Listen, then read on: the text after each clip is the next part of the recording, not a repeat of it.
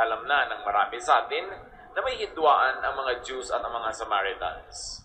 Jesus was a Jew, and he was in this province full of people that had not been in good terms with his people.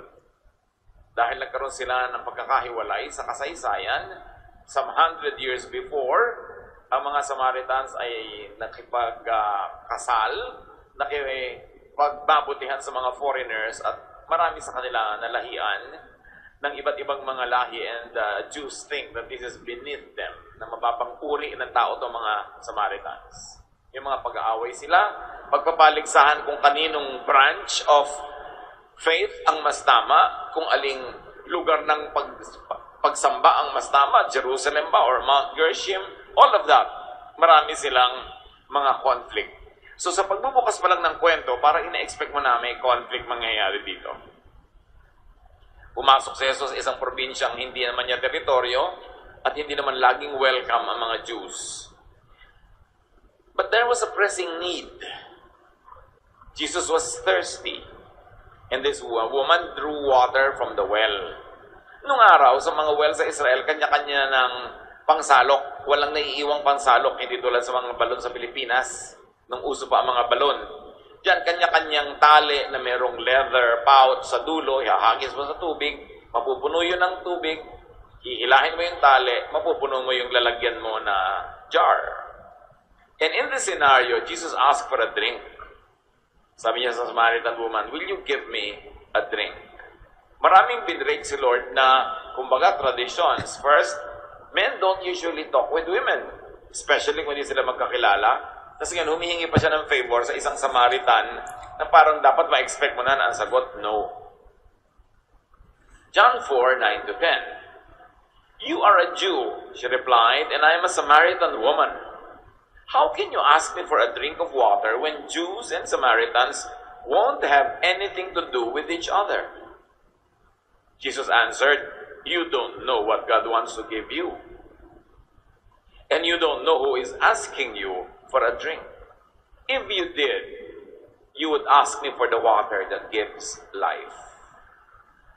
Expected ang reaction ng babae. Sabi niya, "Bakit ka humihingi sa akin ng tubig? Anong paki ko sa iyo? Anong paki mo sa akin? Hindi naman magkakaibigan ng mga lahi natin." At sabi ni Lord, "Hindi mo alam kung anong gusto sa iyong ibigay ng Diyos. At hindi mo kilala kung sino ako na humihingi sa iyo ng tubig. Kung alam mo lang pareho yon, hihingi ka nung gustong ibigay sa iyo ng Diyos at bibigyan kita ng tubig na nagbibigay buhay." Immediately, there's a lesson for all of us to learn.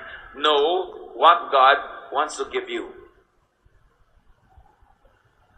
To know what God wants to give you and to pray for it, that is called a Spirit-led prayer. Because God won't give you without prayer what He likes to give you through prayer. Kaya ang tunay na pananalangin, alamin mo muna kung ano ba talaga yung mga gusto ibigay sa iyo ng Diyos at yun ang hingin mo. Maraming hingi tayo ng hingi, hindi naman pala yun ang gusto mong ibigay ng Diyos, wala namang makakapilit sa Diyos eh. Kaya mahalaga, alam mo. At sabi ni Jesus, kung alam mo lang kung anong gusto ibigay sa iyo, yun sana ang hihingin mo agad at ipagkakaloob. Isa pang lesson dito mga kapatid, know Jesus. Hindi niya kilala. Sa niya, kung kilala mo lang ako, hindi ka aarte ng ganyan.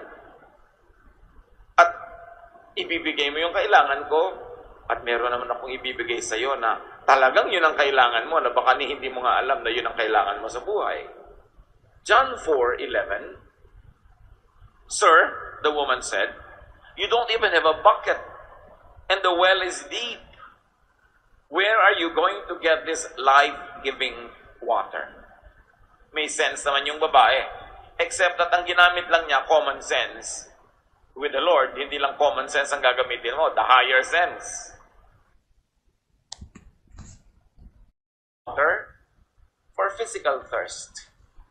At dahil yun lang talaga ang kanyang isip, yun lang ang kaya niyang maunawa at maitanong. Sabi niya, "Ginoo, wala naman kayong pansalok, malalim ang balon, paano kayo kukuha niyang tubig na sinasabi niyong pwede niyong ibigay sa akin?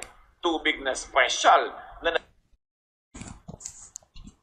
Jesus answered, "Everyone who drinks this water will get thirsty again. But no one who drinks the water I give will ever be thirsty again. The water I give is like a flowing fountain that gives eternal life. So here, Jesus differentiates physical from spiritual thirst. Sa isip ng Panginoon, dalawang thirst ang pinag-uusapan, kaya dalawang water ang pinag-uusapan. May physical thirst na binubusog ng physical water, at meron pang isang deeper thirst, a deeper longing, which is spiritual, na ang pwede lang bumusog ay yung spiritual water na gustong ibigay ng Diyos sa babae at sa ating lahat. Kaya lang, hindi niya hinihingi. Physical thirst needs repeated drinks. And for this, people work repeatedly. Yung babae na yon, meron siyang banga, pupunuin niya yun ng tubig. Pagdating niya sa bahay, she will feel nice about it dahil may tubig siya. Pero tuwing kukuha siya doon, alam niya na paubos ng paubos yung tubig na yon. Kaya kailangan niya naman niyang lumabas uli, umigib, para magkatubig na naman. Paulit-ulit na pangangailangan, paulit-ulit na paghahanap ng tubig para matugunan yung pangangailangan na yon. At yun ang ginagawa ng babaeng yon. Araw-araw, umiigib siya doon, pabalik-balik, at lagi namang kahit gaano karami ang kunin niya, darating ang panahong ubos na uli yon, uhaw na naman siya.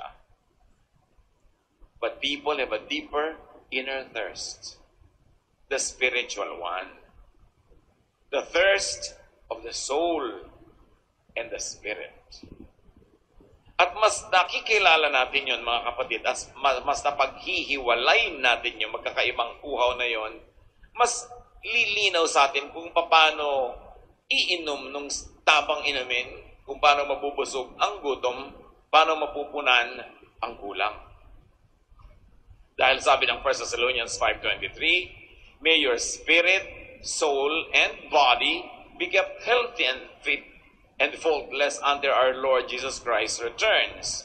So here, 1 Thessalonians is speaking about three major components of the human existence. Personality, meron siyang spirit, galing sa Diyos. Meron siyang soul, yung personality niya na nidevelop lang dahil sa interaction ng kanyang katawan sa environment at ng kanyang isip, ng kanyang development, ng culture, ng upbringing. And then there is the body. So soul, spirit, body. Lahat yon may needs.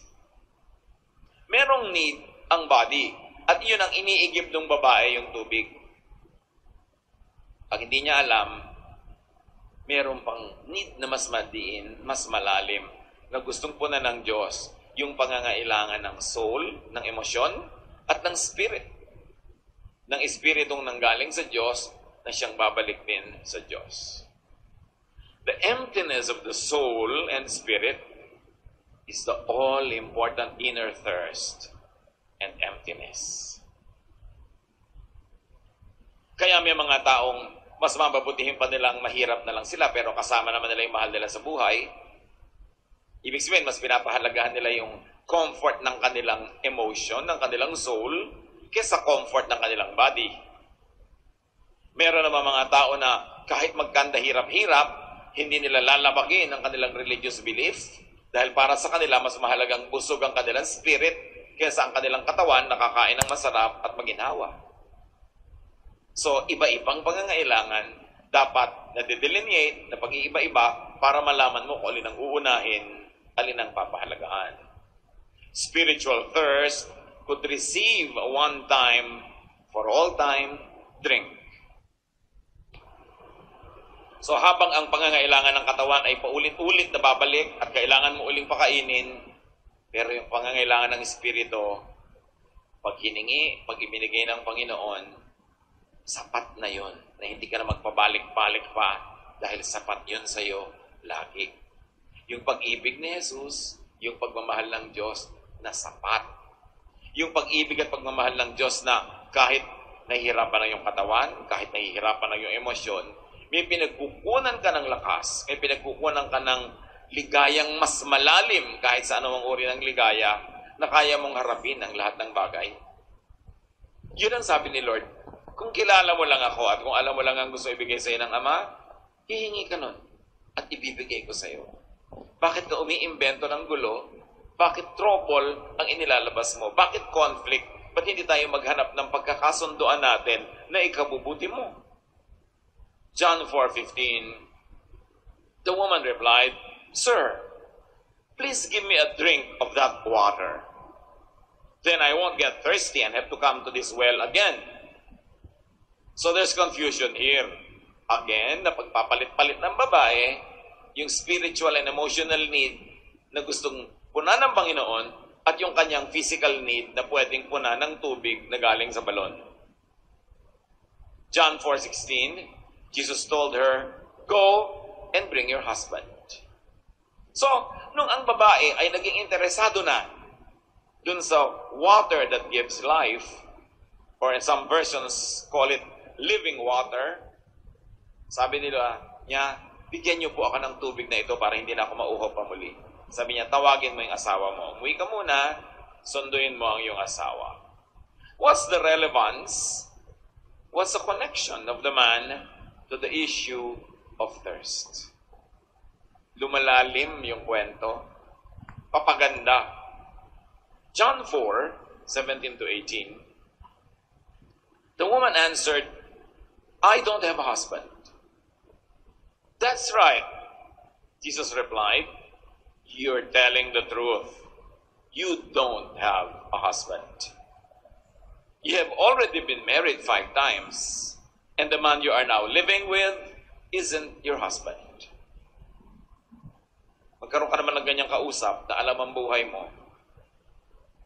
Sabi niya, wala po akong asawa. Tama, nakalima ka na ng asawa, pero yung kalibin mo ngayon, ay hindi mo asawa. Tama ang sinabi mong wala kang asawa. Remember that this is non-judgmental.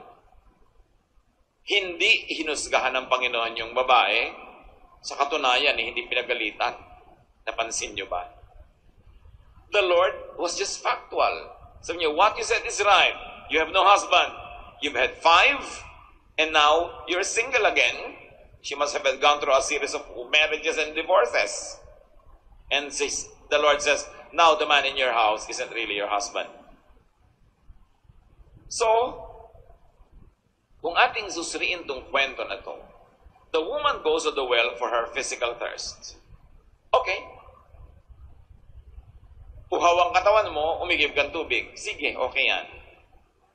But the woman goes to men for the thirst of her soul and her spirit.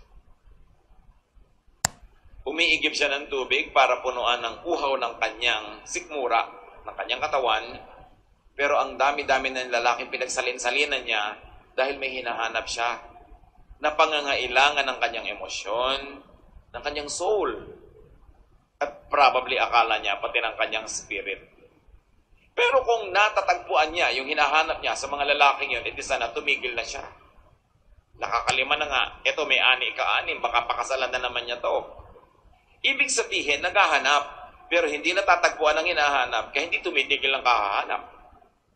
Tulad ng paghahanap niya ng tubig, pabalik-balik siya sa balon, ito naman pabalik-balik siya sa mga relasyon na hindi naman nagbibigay ng kailangan niya.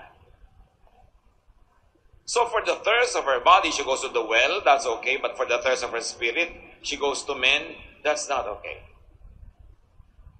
Kasi hindi yun ang tugon sa kanyang pangangailangan. At kung hahaba pa ang buhay niya at meron pang papatol sa kanya, baka makalabing 5 pa siyang asawa, pero mamamatay na lang siya at lahat, hindi pa niya nahanap yung kailangan niya. Yung gustong ibigay sa kanya ng Diyos. Kaya lang, hindi naman niya sa Diyos hinahanap. Hinahanap niya sa piling ng mga lalaki. Hindi masama na maghanap ng ganong kapiling, pero kung nakakalima ka na, makahalata ka naman na trial and error na nangyayari sa buhay mo. Tapos error pa ng error, parang dapat mag-isip-isip ka na, ano nga bang mali sa approach ko? Katulad nung naghahanap ng comfort, halimbawa sa alak, na nagkasira-sira na ang iyong liver, nagkalasing-lasing ka na, nasira na ang buhay mo. Ganun pa rin, hindi ka pa rin naman nakakahanap nung hinahanap mo.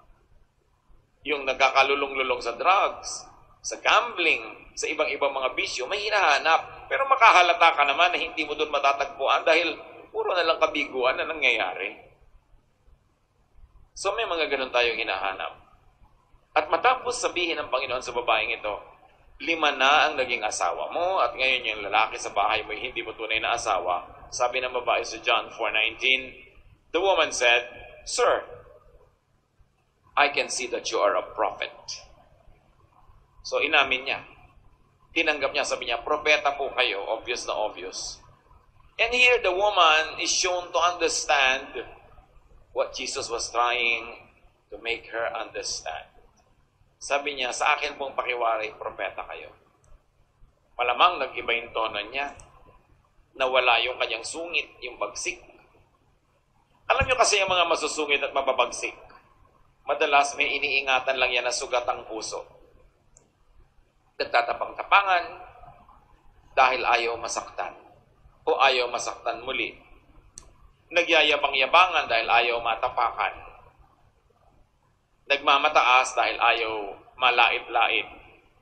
Pero kung hindi mo naman siya gaganunin, hindi mo siya tatakutin, hindi mo siya threaten, magre-relax siya at lalabas yung tunay niyang bait. At napakahalaga na napapalabas natin yung tunay na bait ng kapwa. Lalo asawa mo, anak mo, magulang mo, kapatid mo. Hindi ang pinapalabas mo yung kabangisan niya. Dahil siguro kung magsalita ka, masyadong nakaka-threaten, masyadong mataas, masakit. Kaya siya tuloy nasasaktan, nananakit na rin. Napakahalaga yung approach. When you make people relax, when you don't threaten them, the good side of them comes out. So what side do you bring out in your spouse? Lumalabas ba yung kanyang karahasan? Bakit napapalabas mo yun? Dapat, nagtatanong tayo. So balik sa kwento, John 4:25-26. The woman said, I know that the Messiah will come. He is the one we call Christ. When he comes, he will explain everything to us. I am that one, Jesus told her. And I am speaking to you now. So, ang pinawag ng Panginoon, hindi na future tense pa ang solusyon sa kailangan mo. Ngayon na, masulutas na yan. Heto ako yung inaabangan mong Messiah. Dala ko ang sagot sa iyong pangangailangan. So, Jesus reveals who was asking for a drink. The Messiah himself. And Jesus reveals what God wants to give to the woman. In effect, Jesus was saying, give me your water, and I'll give you mine. There's an exchange. Kaya humingi siya ng tubig, sabi niya, give me water. Para yung babae naman, sasabihin sa kanya, well, I give you my water, give me your living water. May exchange. At si Lord ang nagpasimula ng exchange na yon. An exchange is important in your relationship with God. Hindi pwedeng one way. There should be a two-way exchange. What would the woman do? Jesus was asking for her water, and now she wants Jesus' living water. And she was amazed that Jesus knew her life, and in spite of that, did not judge her. Yung mga Hudyo, judge ka niyan. Masyado silang legalista, self-righteous, religious, mahihigpit, napakabilis manghusga. Kung uhusgan mo itong babaeng to, pwede ka talagang madaling manghusga kasi obvious na ang panghahawakan mo para siya husgahan eh. Pero hindi siya hinusgahan. The woman relaxed. John 4:28-30. The woman left her water jar and ran back into town. She said to the people, come and see a man who told me everything I had ever done. Could he be the Messiah? Everyone in town went out to see Jesus. Kung kanina mahalaga sa kanya yung tubig, ipinagkakait pa niya, ngayon iniwan na niya yung buong banga. O ayan, sa'yo na ang buong banga. Drink to your heart's content. Now I have found the living water. I have found what I really need. Lumiit bigla sa mga pagpapahalaga ng babae yung kanyang tubig na physical. Kasi nagkaroon ng kapalit sa kanyang puso. Hindi natin alam kung may mahaba pang naganap na conversation. Hindi naman buong-buo kung mag-report yung scripture. Pero malamang na napakarami pang namagitan sa kanila. Naintindihan niya At tinanggap niya yung ibinibigay ng Panginoon na yun, the living water. A spiritual exchange happened, symbolized by her leaving her jar behind. Sana sinabi niya, iuwi ko muna itong jar ha, babalikan kita. Hindi, iniwan na talaga. Alam mo na yung babae nagkaroon ng spiritual experience. Yung dating mahalaga sa kanya na ngayon ay magiging pabigat pa. Paano niya dadalhin yung jar? Kung ipamamalita pa niya sa mga tao si Jesus, iniwan na lang niya. Mga kapatid, pag meron tayong tunay na ugnayan kay Jesus, meron talagang iniiwan. Pero choice mo. Hindi ka naman pinipilit. Pero meron talaga. Yung alam mong makakabigat, makakasagabal, makakaabala sa iyong spiritual life, sa iyong spiritual mission, iniiwan talaga yun. Kasi hindi pwedeng marami kang dala. Sabi nga ni Paul, kung tatakbo ka sa karera, halos hubad ka na para magaan ka. Kailangan bang dala mo maraming bagay, paano ka makakatakbo? Kaya mahalaga sa spiritual life, if you really want to enjoy the life-giving water that Jesus gives, give to Jesus, surrender to Jesus your jar of water, whatever it is in your life. But it is for you to identify, and it is for you to decide. So she ran back into town. Na-curious lahat ang tao, sumugod sa balon na nasa labas ng bayan. This woman obviously had a changed priority. No one who meets and knows Jesus remains stuck to his or to her old priorities. Nagkakaroon ng bagong pagpapahalaga, may mga bagong mahalaga sa buhay. John 4:39-40. A lot of Samaritans in the town put their faith in Jesus because of what the woman had said. This man told me everything I had ever done. They came and asked him to stay in their town, and he stayed on for 2 days. Yung dapat ay dumadaan ka lang, naging 2 araw. Tuloy-tuloy na turuan, tuloy-tuloy na fellowship. Ang daming nakinabang dahil yung babae iniwan ng kanyang banga at inuna niya na ibalita sa mga tao. Bakit mo ibabalita yung hindi mo naman pananiniwalaan? You cannot give what you do not have. So dito pa lang alam na alam natin, yes, the woman had a spiritual experience. She received the living water. And now she wants everyone else to partake of it. Pero very tactful siya mag-share. Hindi niya sabing, I found it. Kasi I found it na yan, very challenging yan sa mga iba. Parang sino ka para sabihin you found it? Yung sabihin mo, I want you to change your life. Yung pang iba, bakit ako mag-change? Nakaka-challenge kasi yung approach mo. Parang mas banal ka, mas tama ka, mas marami kang alam. Pero siya, patanong. Sabi niya, alam niyo, meron akong lalaking nakausap. Alam ang buhay ko. Ito na kaya ang hinihintay nating tagapagligtas? Tanong. Hindi siya ang gumawa ng sagot. Kasi pag ikaw na ang gumawa ng sagot, lalo nagsishare ka, na-challenge yung mga pilosopo, yung matatalino, o yung mga ayaw na magmukhang bigla na lang naniwala sa'yo. Na-challenge. Lalabanan yung sinasabi mo. Walang mararating ang usapan nyo. So siya, patanong. Very non-threatening. Hindi yung sasabihin mo sa pinsan mo, alam mo, sumama ka sa amin sa church, mababago buhay mo. Kaka-challenge ng mga statement. Pero pwede mo sabihin, alam mo, nag-enjoy ako. Subukan mo. Malay mo, mag-enjoy ka rin. Mas open. Maraming tao walang madala kay Jesus kasi yung approach nila nakakainis. Yung approach nila nakaka-challenge. Ang gusto ng kausap mo, i-disprove ka, talunin ka. Kasi magmumukha kang nanalo pag sumunod sila.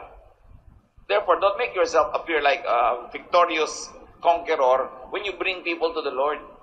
Relax lang dapat sila. So, nanatili pa ang Panginoon doon. It was a very effective invitation. It was not preachy. Invite Jesus and He comes to people. He stays. Kaya yung mga tao sabi, turuan niyo pa po kami. Gusto pa naming matuto na natili siya 2 araw pa. When you invite Jesus in your heart, He comes in. When you want Jesus to stay with you, He does. Kailangan lang imbitahin mo ng sincerely. John 4:41-42, many more Samaritans put their faith in Jesus because of what they had heard him say. They told the woman, "We no longer have faith in Jesus just because of what you told us. We have heard him ourselves, and we are certain that he is the Savior of the world." Ang ganda ng bunga. Hindi nyo alam kung saan uuwi ang isang kaluluwa na sinyeran nyo. Don't hesitate to share. Minsan, in my much younger days, nagkaroon kami ng youth camp. I was a counselor. May trend pa noon na umaandar mula sa Maynila hanggang La Union. Yung camp namin sa Baguio. So, nag-train kami from Manila sa Tutuban. Train station pa yan, hindi pa mall. No? From Tutuban to the Mortis, Pangasinan. And from there, nag-bus paakyat ng Baguio.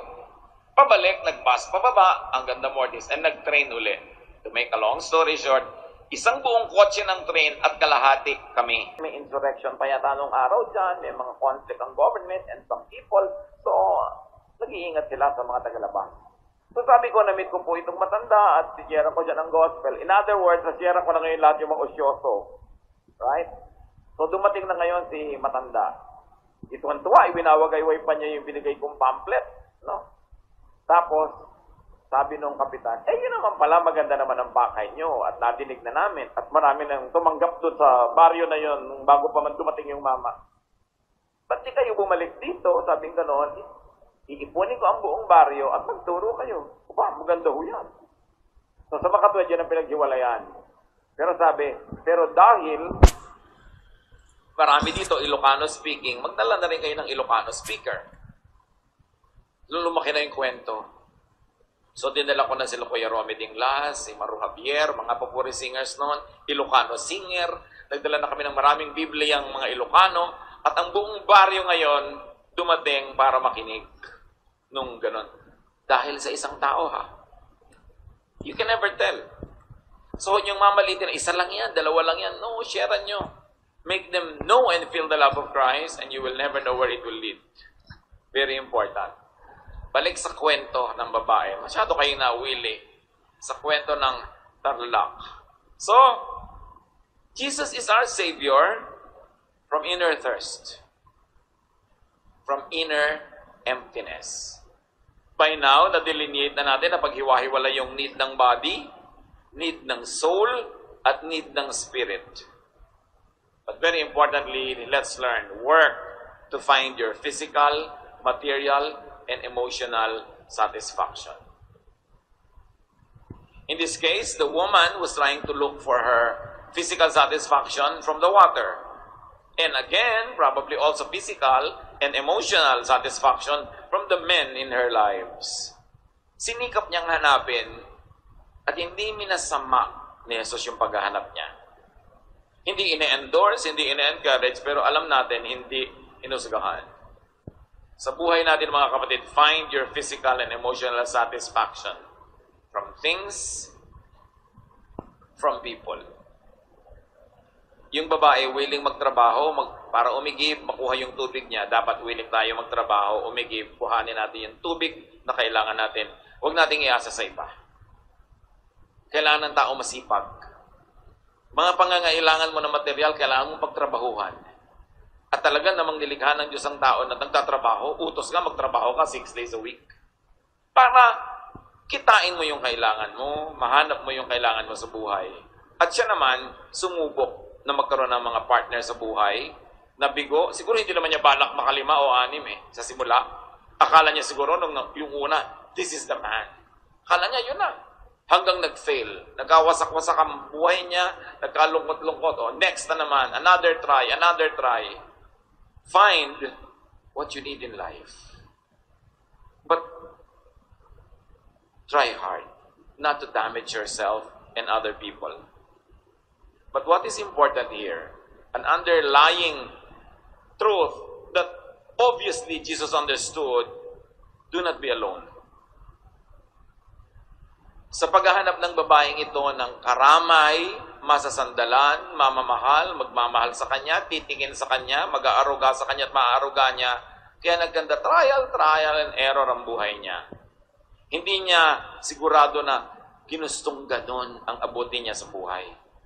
Hindi niya ginusto sapitin niya ang magkawindang-windang yung buhay niya at pasalin-salin siya kung kani-kanino. Pero sa mga paghahanap, sa mga kabiguan, sa paghahanap, yun ang inabot. And the Lord was so kind as not to judge her, not to embarrass her. The Lord just stated a fact. Huwag tayo manghuhusga ng kapwa natin na naghahanap. Naghahanap ng kahulugan ng buhay, naghahanap buhay para kumita, para yung kanyang mga kailangan ay makuha niya. Naghahanap ng pagtingin, naghahanap ng mamamahal. Walang taong gustong mapahamak. Walang taong gustong magpalipat-lipat.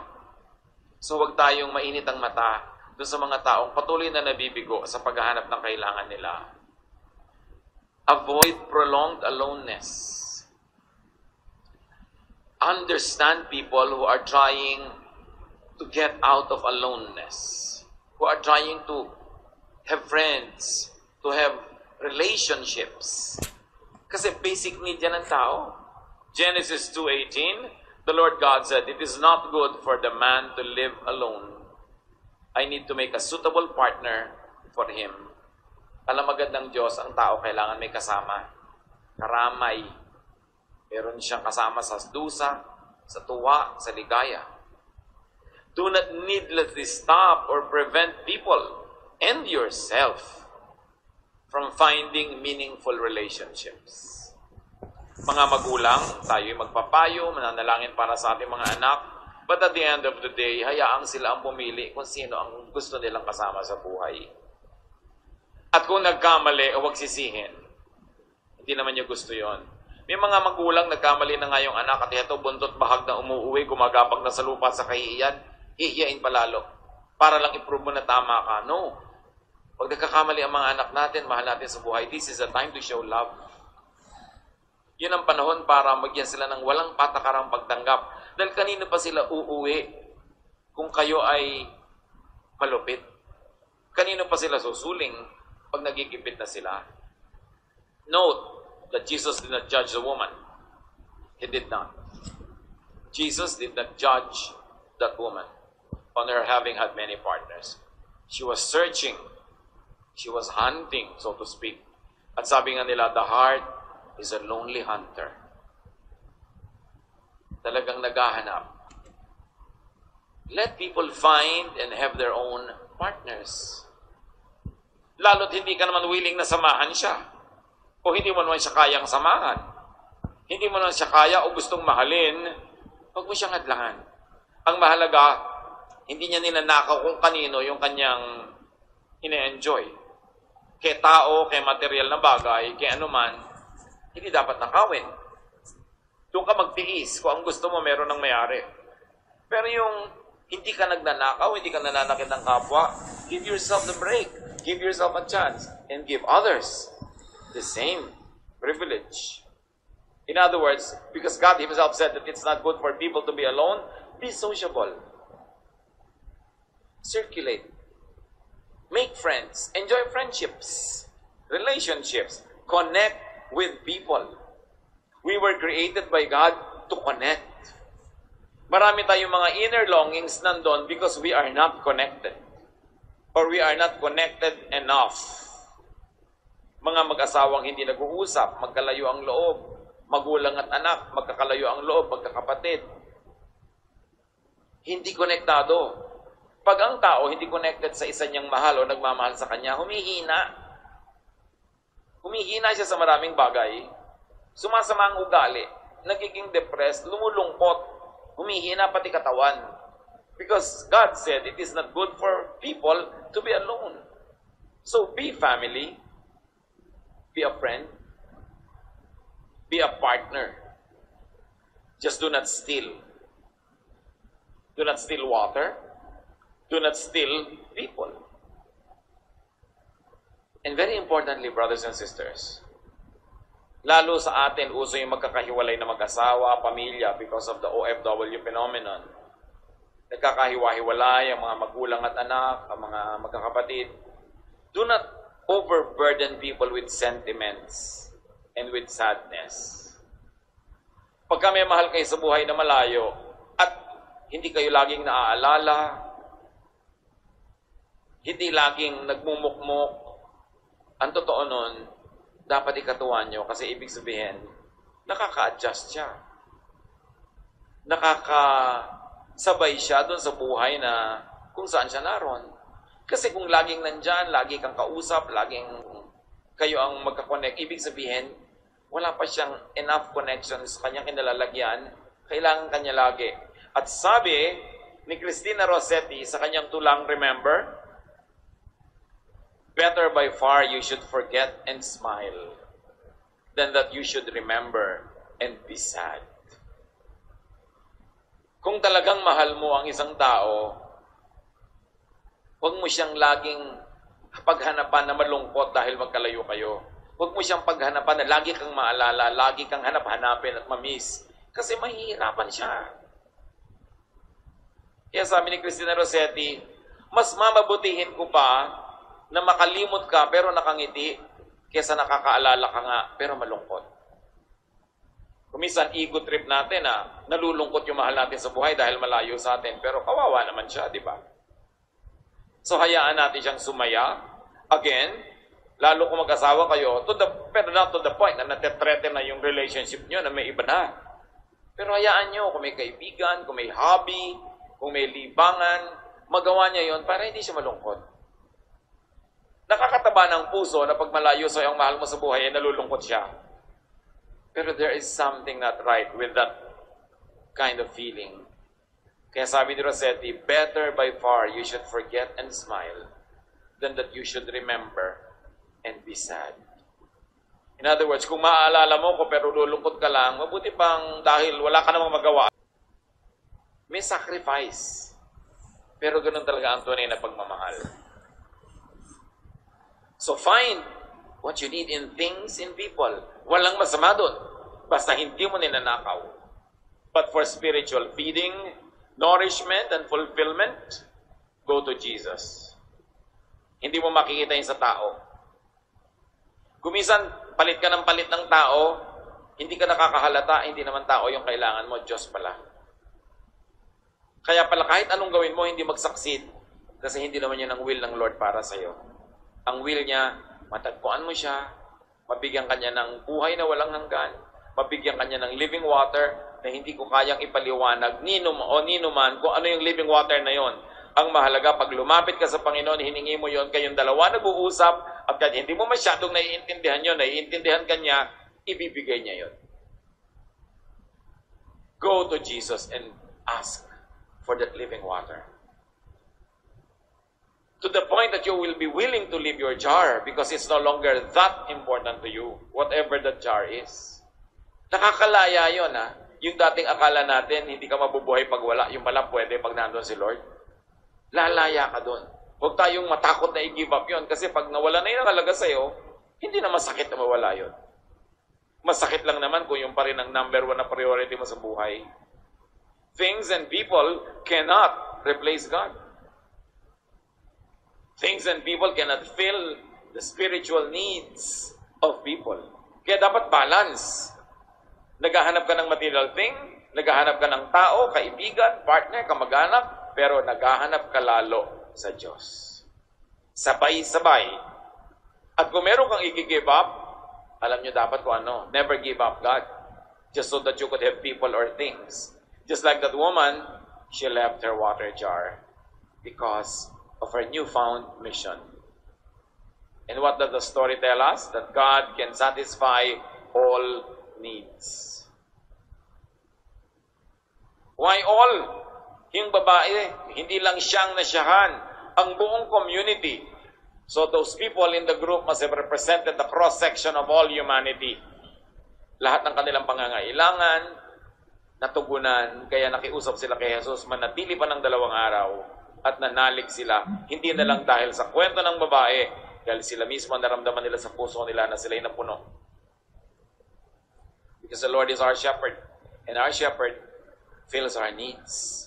Psalm 23, 1-3. The Lord is my shepherd, I shall not want. He makes me lie down in green pastures. He leads me beside still waters. He restores my soul. At hindi ba yan ang kailangan nating lahat? To lie down in green pastures? To rest sa mga nakakapagod na pagsisikap sa buhay? Hindi ba yan ang kailangan natin? To lay beside still waters? To know that you can drink it anytime? And it's a water that is still, quiet.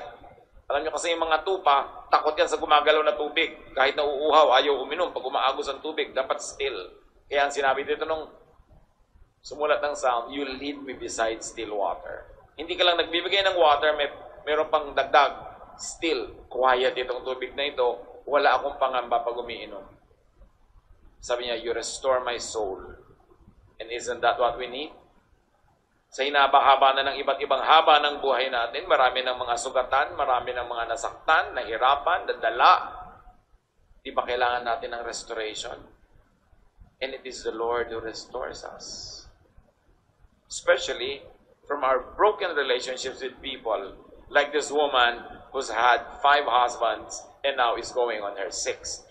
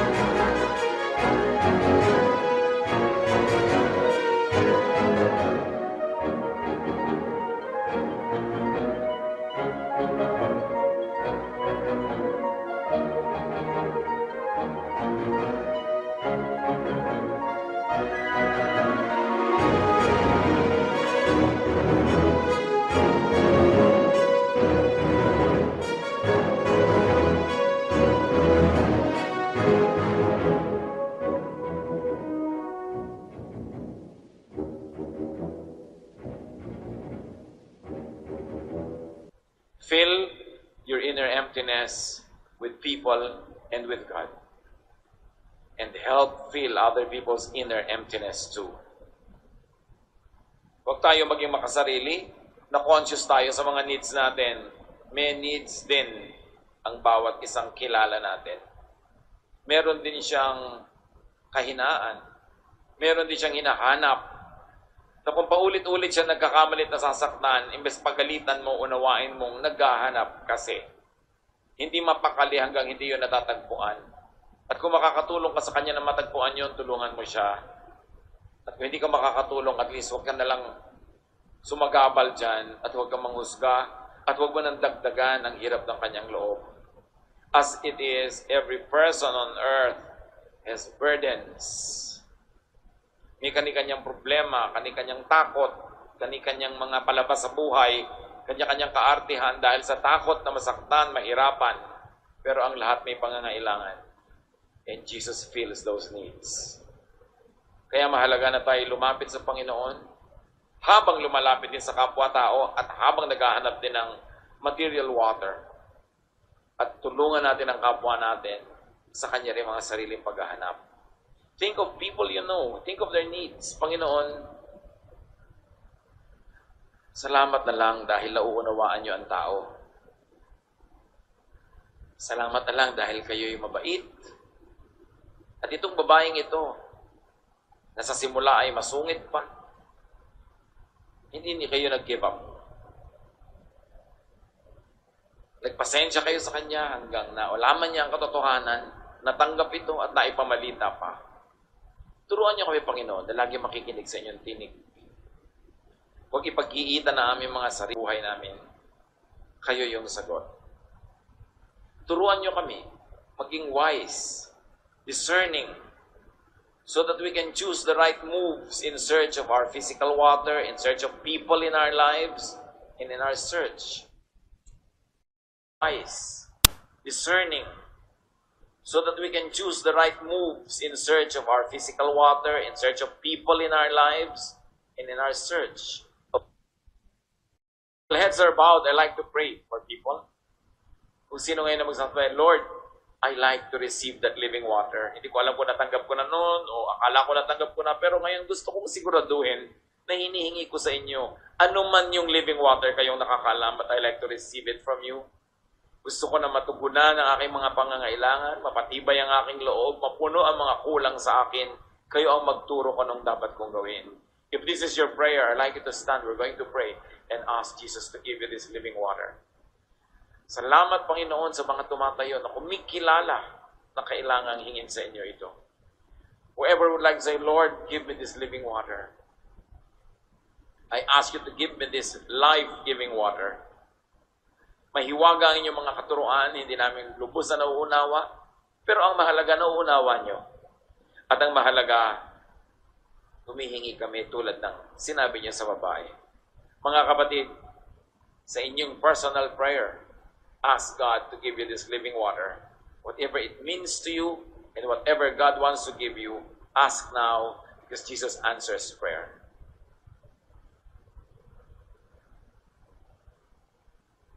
It's not always salvation. Living water could mean salvation. Pero hindi ko man na-save ka na, napupuno na yung mga kailangan mo, nagkakaroon ka na ng katiwasayan, kapayapaan, o kasiyahan. So, you might need to ask for that special living water para mapuno ang mga kulang sa buhay. Do that if you like to stand.